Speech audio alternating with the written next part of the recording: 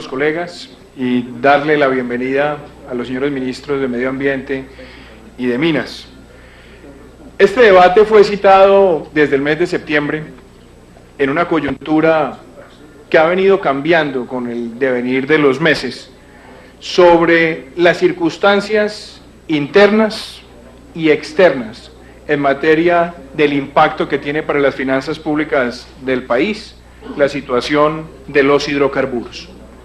Y le hemos denominado a este debate finanzas públicas e hidrocarburos una relación de dependencia, porque el impacto que tiene en las finanzas públicas este sector y la coyuntura internacional que estamos enfrentando va a ser decisiva para la sostenibilidad y para la salud de las finanzas del Estado colombiano.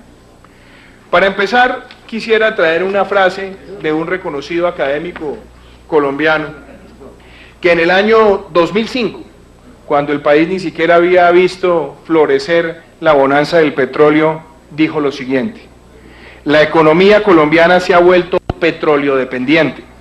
El déficit estatal habría sido mucho mayor en ausencia de los recursos del petróleo y el pago de las pensiones difícilmente sufragable. El nombre del autor es Juan Carlos Echeverry Garzón, nuevo presidente de Ecopetrol. Si eso lo decía el doctor Echeverry en el año 2005, antes de la circunstancia que enfrentamos el día de hoy, creo que la situación de dependencia ha cambiado sustancialmente. Y me gustaría empezar planteándoles a los miembros de la comisión una presentación con algunos detalles. Y es que en el año 2002, 2003, 2004, en esos años, Colombia tenía una situación del sector de hidrocarburos bastante difícil. Se hablaba en aquella época, doctor Tomás, cuando usted estaba terminando sus labores en planeación, que el país apenas tendría cerca de 5 años de reservas y veíamos muy difícil atraer la inversión al sector. Pero gracias a muchas decisiones que se tomaron en materia de política pública, a la política de seguridad, haber fortalecido a Ecopetrol, el haber creado la Agencia Nacional de Hidrocarburos, el haber atraído inversión al sector, permitió que el país pudiera cambiar esa tendencia negativa que se veía y poder pasar de una producción de menos de 300.000 barriles a la que tenemos hoy en día cercana al 1.000.000 de barriles. Lo primero que quiero dejar planteado acá, señor ministro, es lo siguiente. Este sector tiene una vital importancia para las finanzas públicas de la nación, pero sobre todo vimos que a partir del año 2008, cuando se consolidó esta bonanza, y entre el 2008 y el 2012, creció en promedio al 10% por año. Y desde el año 2013, hace ya 2 años, empezamos a ver que ese ritmo de crecimiento venía disminuyendo y disminuyó a tasas del 3%. Es decir, se venían presentando una serie de dificultades. Sobra decir que una de las grandes características de ese sector en los últimos años ha sido que su crecimiento ha estado muy por encima del crecimiento de la economía colombiana. Y como lo podemos ver en la gráfica, las circunstancias desde el año 2013 al 2014 nos muestran que el crecimiento apenas fue el año pasado del 0.2%, situación crítica para un sector que representa cerca del 8% del PIB cuando se coteja con la renta integral mineroenergética. Otro elemento importante, y es que una de las grandes características que ha tenido Colombia en la última década ha sido la gran capacidad de atraer inversión, sobre todo inversión extranjera directa. Solamente, senador Cristo, solamente la inversión extranjera directa en el sector de hidrocarburos es casi el 35% de la inversión extranjera directa en el país. Y si se suma, senador Elías, también la inversión extranjera directa en el sector minero, estamos hablando de casi el 60% de los dos sectores en materia de inversión extranjera directa en el país. Que cuando se compara también con el impacto y la dependencia exportadora del país, nos damos cuenta que casi el 60% de las exportaciones colombianas están en esos dos sectores. Ya tenemos 2 grandes factores de dependencia. 1, la capacidad de atracción de inversión extranjera directa, y 2, la dependencia de nuestra canasta exportadora. Aprovechando la presencia de la viceministra, muchas veces se trata ante la opinión pública de minimizar el impacto que tiene el sector de hidrocarburos dentro de las cadenas de valor económicas en el país. Y la verdad es que este sector consume de la economía colombiana cerca de 35 billones de pesos al año, de los cuales podríamos decir que más o menos el 60% es consumo local y el restante es consumo nacional. Y en materia de empleos, hemos visto que hay cerca de 120.000 empleos en el país, entre mano de obra calificada y no calificada, que son dependientes del sector de hidrocarburos. En cuanto a inversión social, hay que reconocer que este sector está generando entre la obligatoria, la que es apalancada y la que es voluntaria, más de 800.000 millones de pesos, que fuera de su contribución en generación de empleo y en el dinamismo que genera en la actividad económica, tanto departamental, municipal y nacional, también se ha convertido en una fuente importante de recursos. Desde el punto de vista de consumo en dos grandes cadenas, podríamos hablar que todo lo que tiene que ver con la distribución mayorista de combustible, lo que el sector está demandando de ella son casi 800.000 millones de pesos al año. Y al hablar de los fabricantes de combustibles y lubricantes, estamos hablando de una cifra próxima a los 50.000 millones de pesos. Entonces, ahí ya dejamos planteada con claridad una dependencia en materia de exportaciones, de inversión, generación de empleo, actividad económica local. Y dentro del contexto internacional, es muy importante saber dónde está ubicada Colombia y dónde está ubicado el panorama que estamos transitando en este momento.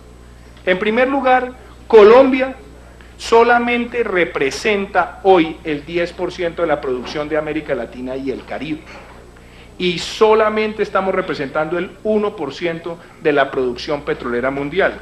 Pero la gran variable es que el país solamente representa el 0.7% de las reservas que tiene América Latina y el Caribe. Una producción incremental importante en los últimos años, pero muy pocas reservas como para cantar victoria que vamos a tener recursos sostenibles en el mediano y largo plazo, lo cual impone un importante reto. Dentro de esa perspectiva, es importante reconocer lo que ha venido pasando en el panorama internacional. Estados Unidos prácticamente es el mayor importador que tiene el mundo en materia de hidrocarburos. Son además los grandes motores de la actividad exportadora del sector en la región, y hay que reconocer que Estados Unidos representa el 20% de las importaciones que se hacen de petróleo. Pero fuera de eso, el gran elemento nuevo en este escenario internacional es que Estados Unidos ha pasado en los últimos años de producir cerca de 5 o 6 millones de barriles a estar produciendo casi 10 millones de barriles, un poco más de 10 millones, senador Arlet.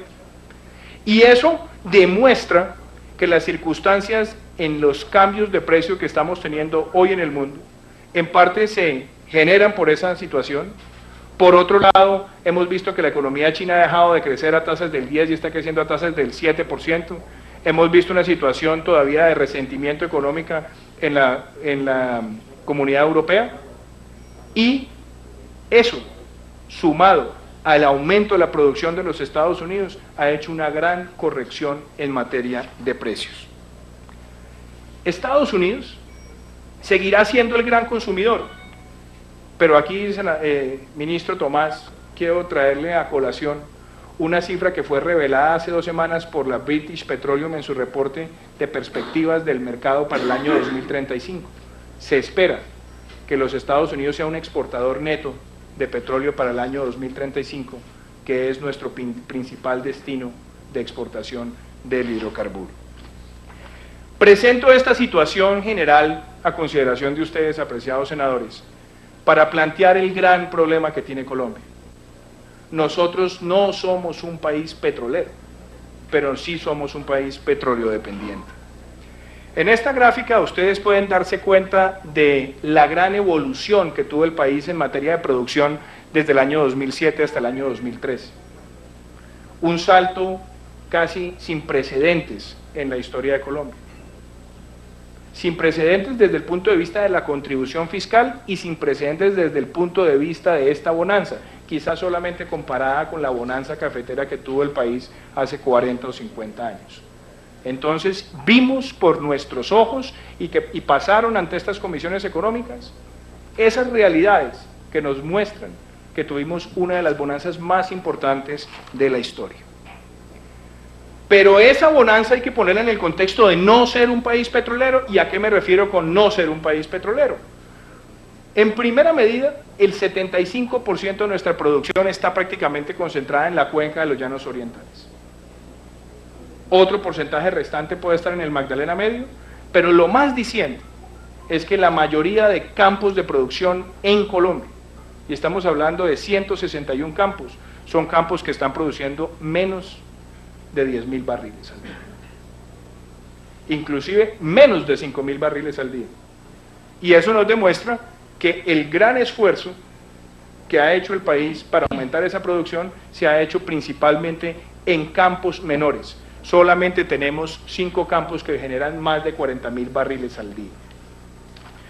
Y claro está, ministra Soto, el problema está también en el impacto que el sector ya tiene en las finanzas públicas.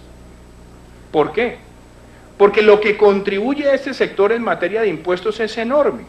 Y si lo miramos en el contexto amplio de lo que ha pasado en los últimos años, solamente en impuesto de renta, nos damos cuenta que en el año 2013 fueron casi 8 billones de pesos que entraron por el sector. En materia de dividendos de Ecopetrol, cerca de 13 billones, un poco menos de 1 billón en derechos para la Agencia Nacional de Hidrocarburos, y si a eso le sumamos el aporte en regalías, que han sido cerca de 8 billones de pesos por año, estamos hablando que el total de recursos, senadora Olga, que está aportando el sector petrolero al país, comparado con los ingresos corrientes de la nación, es casi el 30% de los ingresos corrientes, haciendo esa cifra equivalente.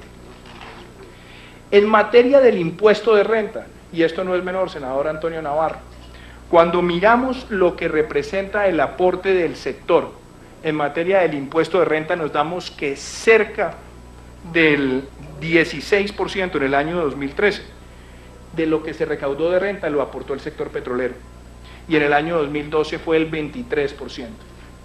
Y si lo miramos con los ingresos tributarios integrales de la nación, este sector puede estar aportando cerca del 10% de los recaudos. Si lo miramos también en la perspectiva de las regalías, 83% de las regalías que reciben las regiones del país son provenientes del petróleo. Y cuando analizamos la balanza comercial de Colombia, nos damos cuenta que en los últimos años la canasta mineroenergética fue desplazando lentamente el aporte que tenía el sector industrial y el sector agropecuario. Pero lo triste es que nuestra balanza comercial con nuestros principales socios es una y es otra sin el petróleo. Con una preocupación, ministro Vallejo. Esa caída, cuando le quitamos el componente de petróleo, nos muestra que la mayoría de nuestra canasta exportadora, nuestra balanza comercial, es negativa con la mayoría de bloques comerciales con los cuales tenemos sociedad.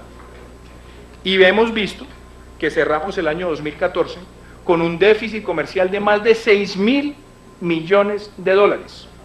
Déficit comercial que debería ser motivo de amplia preocupación y que cuando comparamos lo que nos dicen las cifras del año 2015 en el primer mes con el año 2014, nos damos cuenta que las exportaciones a India cayeron 87%, a China 67%, a Estados Unidos 51% y a la LADI cerca del 20%.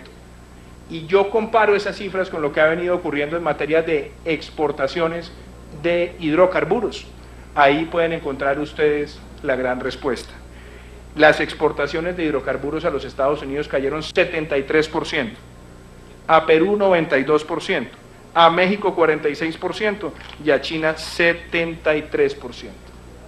Por esas razones, creo yo que el debate tenemos que enfocarla es en los riesgos que este sector le presenta de manera estructural a las finanzas públicas. Y el marco fiscal de mediano plazo, que es el instrumento de brújula que tiene esta Comisión Económica para fijar los lineamientos de política, para acompañar las decisiones del Ejecutivo, nos planteaba la aspiración en materia de producción a partir del año 2015 de cerca de 1.030.000 barriles, que irían ascendiendo en el tiempo y nos llevarían al año 2020 con una producción cercana a 1.100.000 barriles. Hay que recordar que por cada 10.000 barriles menos de producción, senador Hoyos, con respecto a esa meta del marco fiscal, la nación deja de recibir cerca de 320.000 millones de pesos. Y lo que es peor, por cada dólar en materia de precio que cae con respecto al marco fiscal de mediano plazo, a la proyección del marco fiscal de mediano plazo, el precio del petróleo por cada dólar, la nación deja de recibir cerca de 420.000 millones de pesos.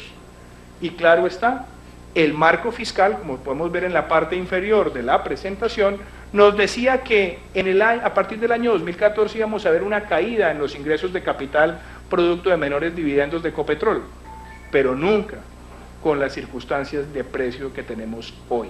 Y ahí es donde se presentan los grandes riesgos de hueco fiscal para la nación, que no pueden ser compensados bajo ninguna medida con la devaluación que ha tenido el peso frente al dólar. Ha tenido una repercusión, sí, positiva, marginal, pero no para compensar la caída que hemos vivido de precios.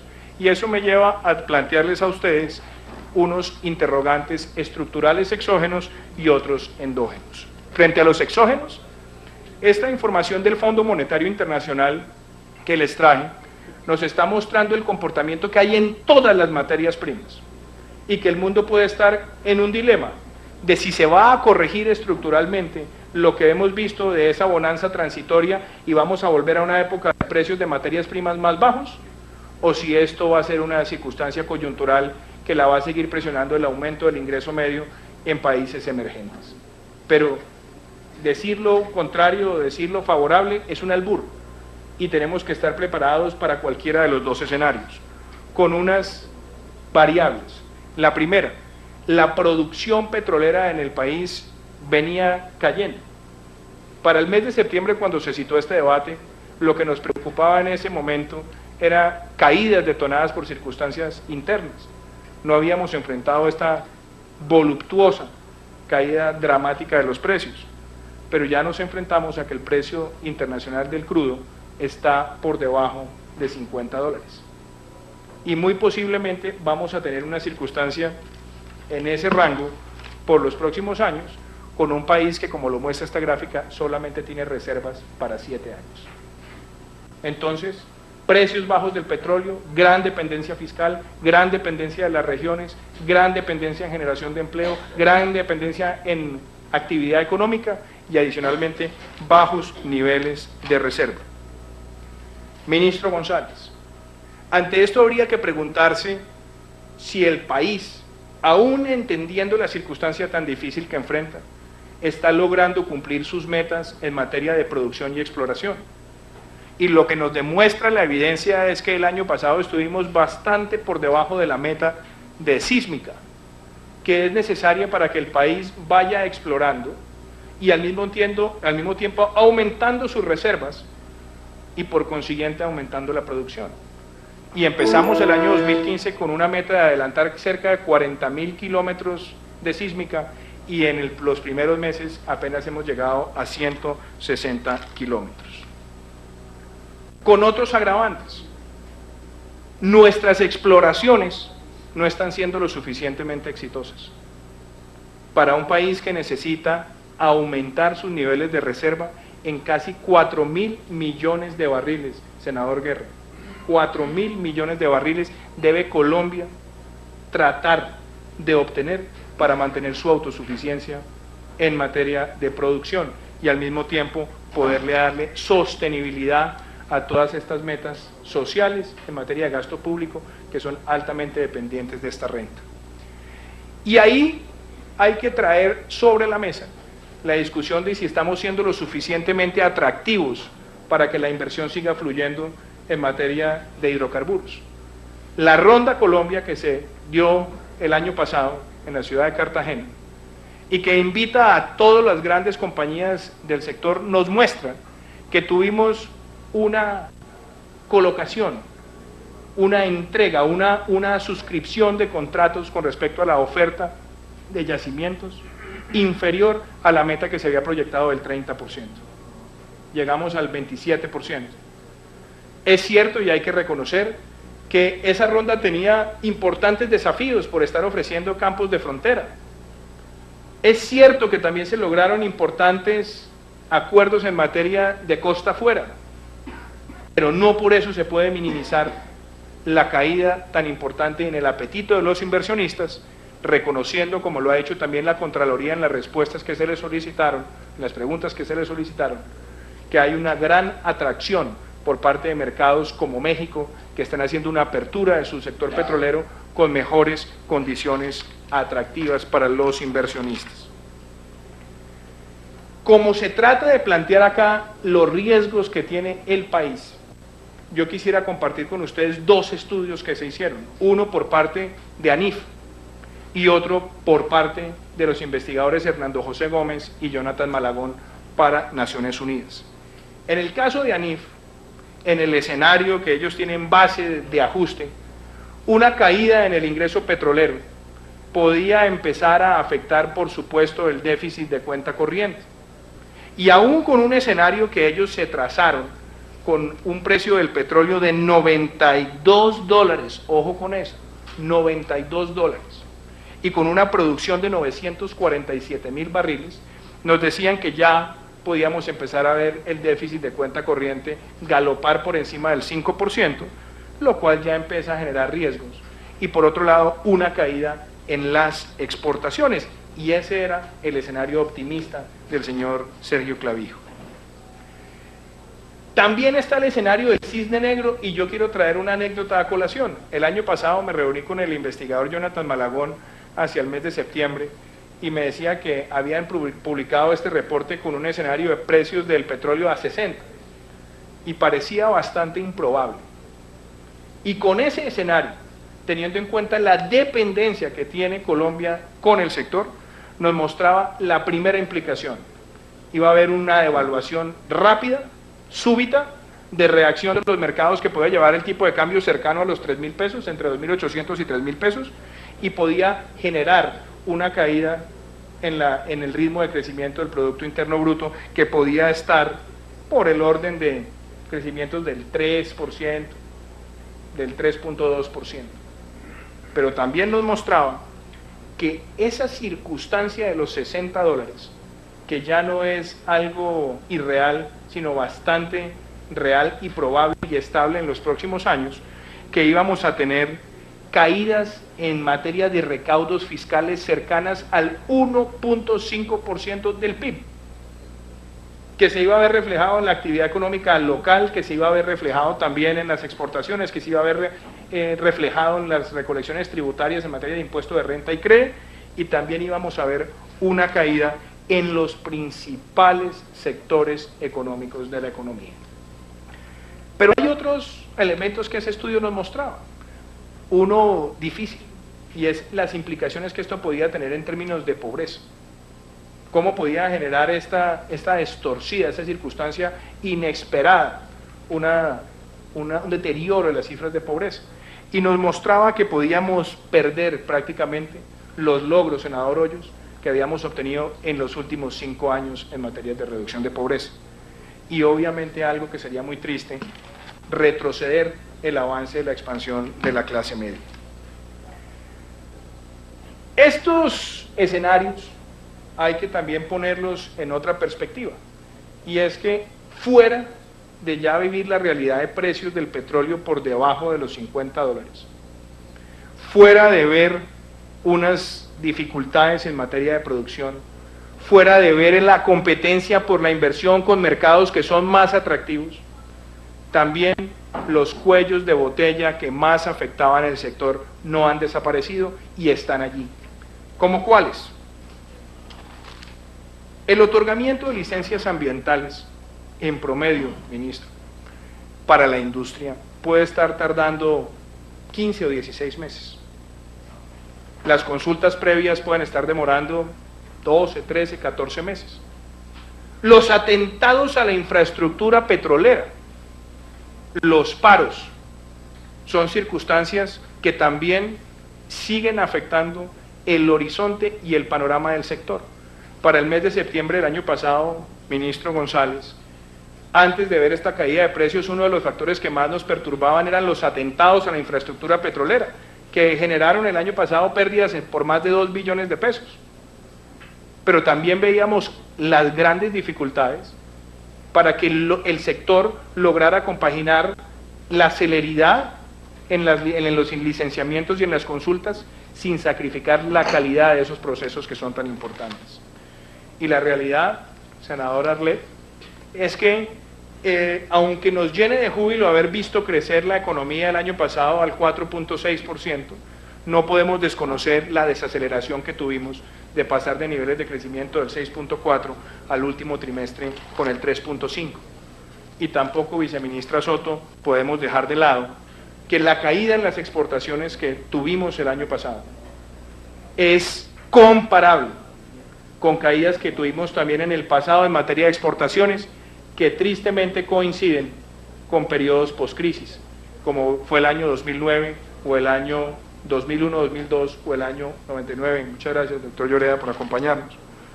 Entonces, ahí estamos empezando a ver algunos elementos ya denunciados por expertos y analistas de circunstancias críticas para el país.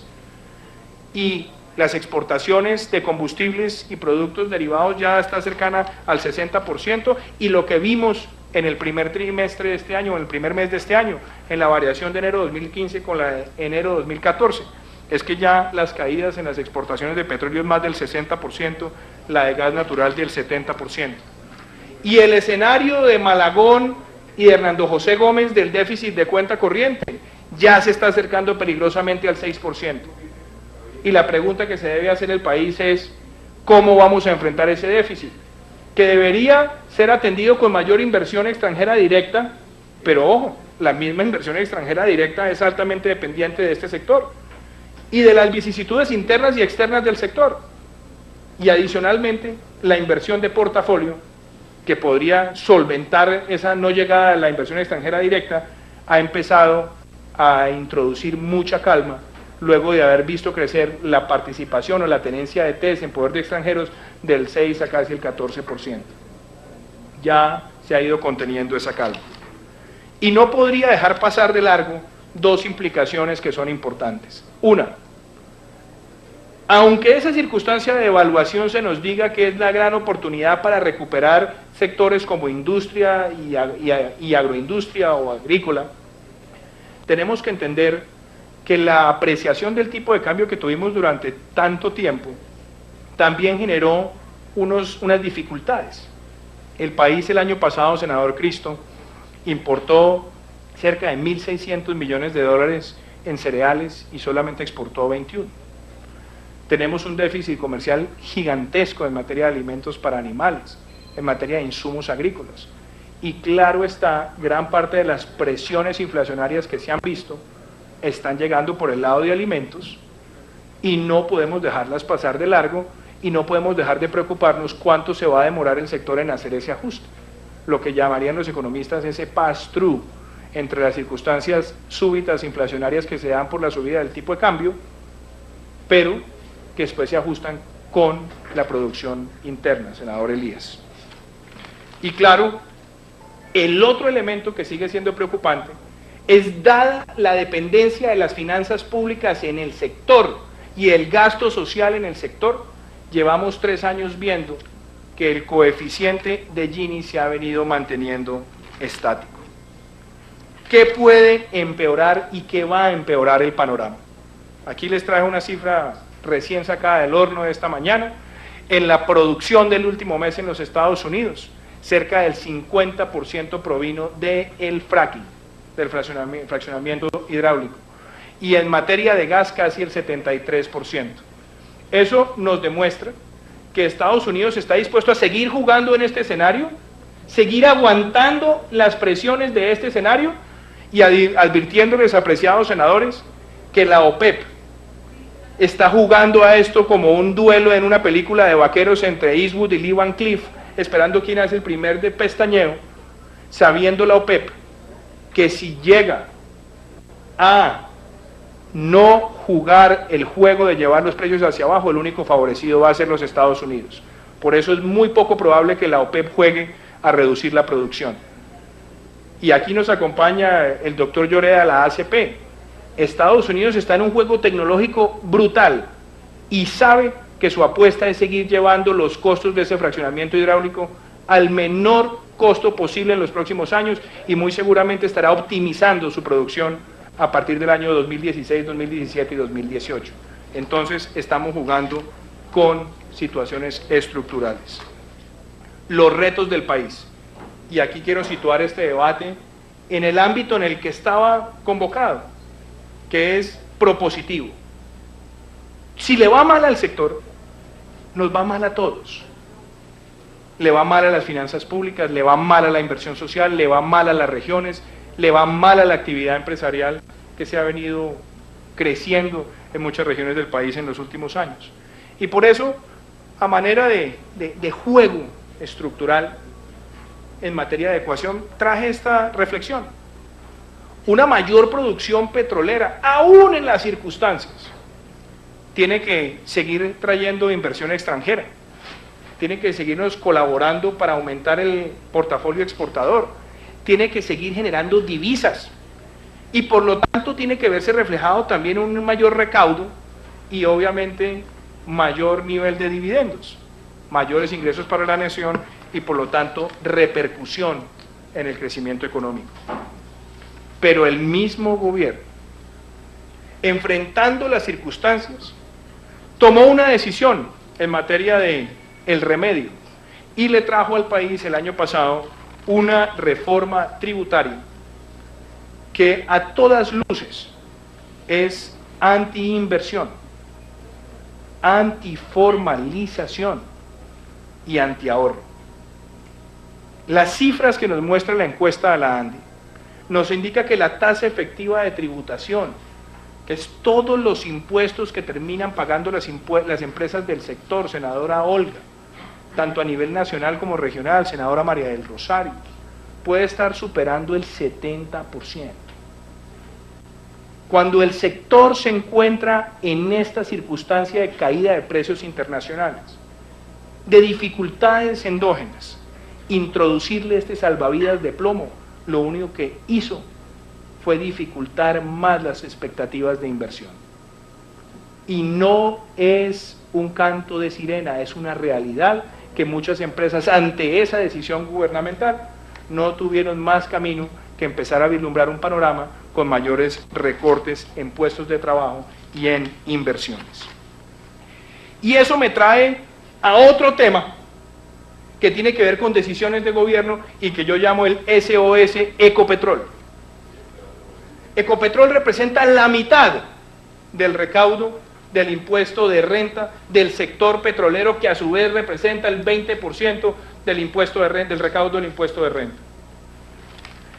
Y Ecopetrol ha tenido una política muy interesante de repartición de dividendos. La empresa ha repartido cerca del 80% de sus dividendos en los últimos años. Y la nación recibió por parte de dividendos de Ecopetrol cerca de 13 billones de pesos en el año 2013. Y yo me preguntaba, ¿por qué? Y yo podría plantear un debate acá y es, ¿qué tal que a la regla fiscal también se le pudiera hacer una gambeta, un esguince, una trampita, y decirle a la empresa que se endeude en una proporción en la cual yo no lo podría hacer, y al mismo tiempo despacharme por el lado de los dividendos? Porque yo tengo el 80% de los dividendos y soy la nación. Entonces recibo el 80% de los dividendos, pero al mismo tiempo me endeudo para financiar el plan de inversiones, o lo que sería peor, podría ser leído como el uso de esos dividendos a través del endeudamiento para ser pagados.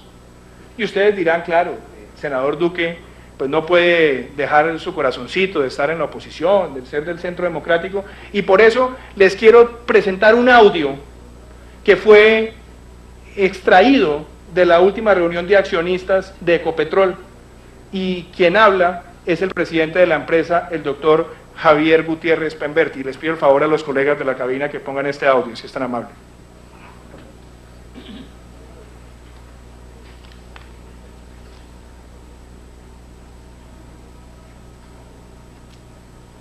No se ha borrado.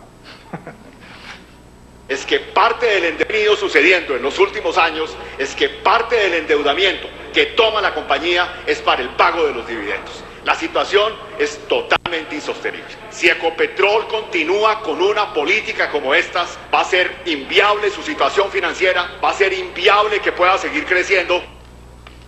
Eso decía el presidente de la empresa en la última reunión de accionistas. Y ahí quiero también traer, viceministra Soto, este reporte de la OSD, reporte que analiza la situación de gobierno corporativo de las empresas industriales y comerciales del Estado, y que plantea que una de las principales medidas que se deben tomar para acceder a la OSD, y que además tiene carácter vinculante, es que los ministros salgan de la junta directiva de la empresa. Por nada distinto a tener la tentación de querer tomar leche y comer carne de la misma vaca. Se quiere sacarle a la empresa cerca de 13 billones de pesos de dividendos y al mismo tiempo la empresa pagar cerca de 7 billones de pesos en impuestos. Lo que plantea la OECD, siguiendo las mejores prácticas y las recomendaciones que le hizo a Chile, es que hay que tener los miembros de junta, sí, que representen la nación, pero que tengan un compromiso 100% ligado a la responsabilidad fiduciaria de la empresa y no tener ese doble sombrero, entre otras cosas porque la política del manejo de divisas, la política de monetización, la política de compras de la empresa, pues tiene muchas veces la injerencia de los ministerios con principales intereses allí. Y Ecopetrol, fuera de eso, representa casi el 70% de los ingresos que recibe el Estado colombiano, producto de sus ingresos de capital, de la rentabilidad que producen esas empresas. Y esa política de dividendos, porque ahora habrá personas que dirán, pero claro, es que el senador Duque es exagerado, si es que los precios cayeron 50%, ¿quién puede enfrentar esa situación? Eso no es culpa de Ecopetrol. No, señor. La acción de Ecopetrol venía cayendo desde el año 2013 y en el año 2014, donde cerramos aún con precios altos. Muchos analistas internacionales ya indicaban que era la empresa petrolera en el mundo con mayor pérdida de valor de su acción. Y parte de esas circunstancias que veían con peligrosidad los mercados estaban relacionadas con una menor producción. Estaban relacionadas con la falta de éxito en las campañas exploradoras y estaban también basados en esa política de reparto de dividendos que es altamente cuestionable y que en la pantalla les quiero mostrar no es típico en el mercado de las grandes empresas petroleras una repartición tan alta de dividendos cuando el promedio está entre el 34 y el 44%, para que con recursos propios se financien las inversiones y se hagan los repartos de dividendos. Y cerramos el año 2014, vamos a la anterior, a la diapositiva anterior, viendo que la utilidad de la empresa cayó un 41%, y óigase bien, si alguno de ustedes fue un feliz comprador de la segunda emisión de acciones de Ecopetrol a 3.700 pesos, les debo notificar que ya perdieron el 40% del valor si la fueran a liquidar hoy. Y eso le ha pasado a miles de colombianos que depositaron sus ahorros para la vejez, para la educación de sus hijos en la empresa, y que no puede ser materia de transitoriedad en el pensamiento, de darle un trato superfluo a esa circunstancia. Claro está, ministro Tomás, el reto que tenemos como país ante todas estas circunstancias es saber si vamos a ser el país del millón de barriles. Todos queremos que Colombia sea el país del millón de barriles. Y para llegar a ser el país del millón de barriles, tenemos que entrar a unos debates que son difíciles, que pueden llegar a ser incómodos y que pueden tener una alta conflictividad política. Uno de ellos, el debate de los yacimientos no convencionales. y aquí yo creo, ministro Vallejo, que es muy importante que usted nos comparta su visión sobre el tema, porque claramente para poder llegar a esas 4.000 millones de barriles de reserva que necesita Colombia y ser el país del millón, lo que está previsto por los analistas del sector es que tenemos que entrar al tema de los no convencionales, y el reto es hacerlo bien, con buenos estándares ambientales, garantizando que los acuíferos subterráneos van a estar protegidos, explicándole a las comunidades que la sismicidad no va a ser un factor de riesgo, teniendo consultas que sean verdaderamente incluyentes. Pero hay, y también fue presentado dentro de las respuestas que se trajeron a esta comisión por parte de la Contraloría, las objeciones de advertencia que presentaron años atrás y la necesidad imperiosa que tiene Colombia de darle al país una legislación transparente, garantista, en materia de este tipo de actividades. Las reflexiones que quiero plantear a cada manera de propuesta tienen que ver con lo siguiente.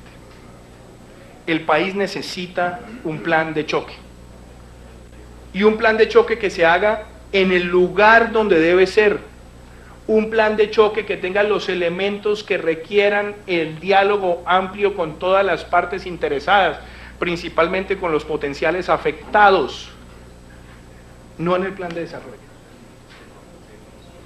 Y ahí estamos listos todos los partidos, yo creo que estamos en esta mesa en dar el debate con la legislación que es, en el momento que es, de carácter estructural, pero no introduciéndole al plan de desarrollo lo que no debe ser introducido y lo que no ha sido socializado y lo que por ley debería tener el escrutinio más amplio del pueblo colombiano y de los representantes en el foro congresional. Ese plan de choque debe, devolvámonos una diapositiva, debe tener previsto lo primero, inversión en perforación y exploración. El plan de choque tiene que estar motivado y orientado a que tengamos mayor inversión, mayor exploración, que las metas de sísmica se cumplan. El plan también debe estimular la inversión, porque si fuera las circunstancias de precio, estamos compitiendo con otros mercados con condiciones tributarias, fiscales y logísticas mucho más favorables, de pronto terminamos perdiendo un espacio ya construido, senador Antonio Guerra. Los estándares en materia de offshore, de costa afuera, y en materia de no convencionales son urgentes. Y ministro, necesitamos legislación puntual sobre el tema del offshore. Yo creo que se hizo en la reforma tributaria y ahí yo creo que quedó a la mitad de hecho el trabajo.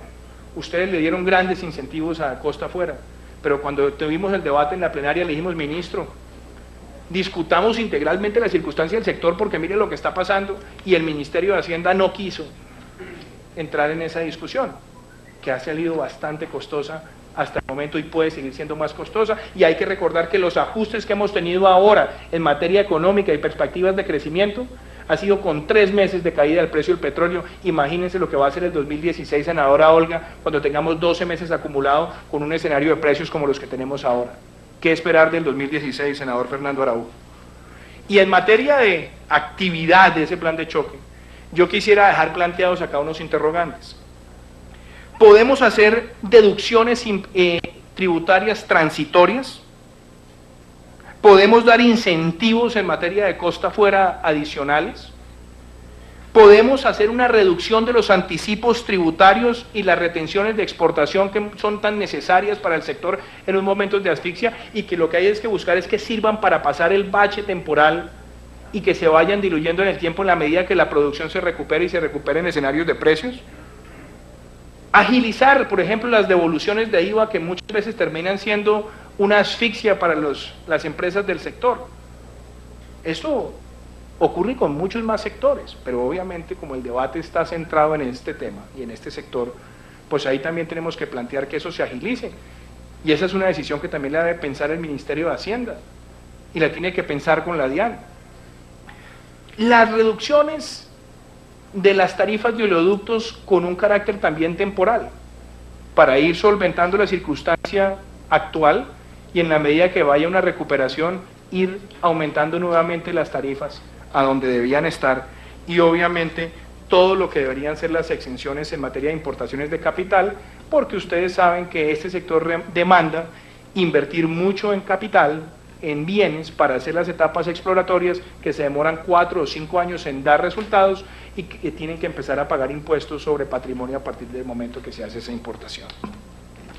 Entonces, quiero dejar ahí ese interrogante y ir a lo que son las recomendaciones puntuales para Ecopetrol. Ecopetrol debe mirar, pasemos a la siguiente diapositiva, por favor. Debe mirar, por un lado, su política de dividendos. ¿Es sostenible repartos de dividendos en los volúmenes que tenemos hoy? La última asamblea ya no autorizó el 80, sino el 70, con una caída de las utilidades del 41%. Usted es miembro de la Junta, ministro González, yo creo que usted debería compartirnos algunas opiniones sobre esa materia. Lo segundo es cómo vamos a seguir manteniendo la producción, y ahí tiene que haber recuperación en materia de producción en los campos existentes. Tratar de utilizar mejores herramientas y metodologías para que la exploración esté enfocada a mayores patrones de éxito.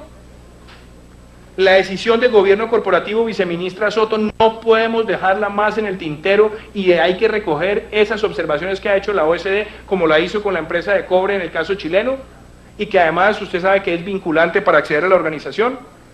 Y hay unas decisiones operacionales que no son menores. La nómina de Ecopetrol creció al 9% por año en los últimos 5 años. Y no se ha conocido por la opinión pública. Hemos introducido derechos de petición y hay un compromiso de la empresa de entregarlo tan pronto lo conozca la Junta, el reporte que hizo la consultora Boston Consulting Group, que muestra que hay un desbalance en la composición de la nómina y en la composición operacional entre las áreas de investigación sísmica y las comerciales y legales. Fuera de eso, hay una serie de recomendaciones sobre la venta de activos que no deberían haberse asumido por parte de la empresa, y sin esas decisiones, Ecopetrol, creo yo, que puede transitar un camino muy pedregoso e inclusive tener una pérdida de calificación crediticia. Apreciados colegas, señores ministros, abriendo el debate y con el deseo de escucharlos, esta ilustración no tiene otra motivación distinta a que entre todos los miembros de esta comisión podamos llegar a consensos sobre cómo reactivar un sector tan importante para las finanzas públicas. Y si no enfrentamos esta crisis, y si no enfrentamos esta coyuntura con las decisiones estructurales, y ahí quiero citar a Nicolás Gómez Ávila cuando decía que no hay nada más peligroso que enfrentar problemas estructurales con soluciones coyunturales, lo que estaremos poniendo en riesgo es la estabilidad de nuestras finanzas públicas. Y quisiera con eso cerrar la intervención, señor presidente, agradeciéndoles a todos los colegas su atención.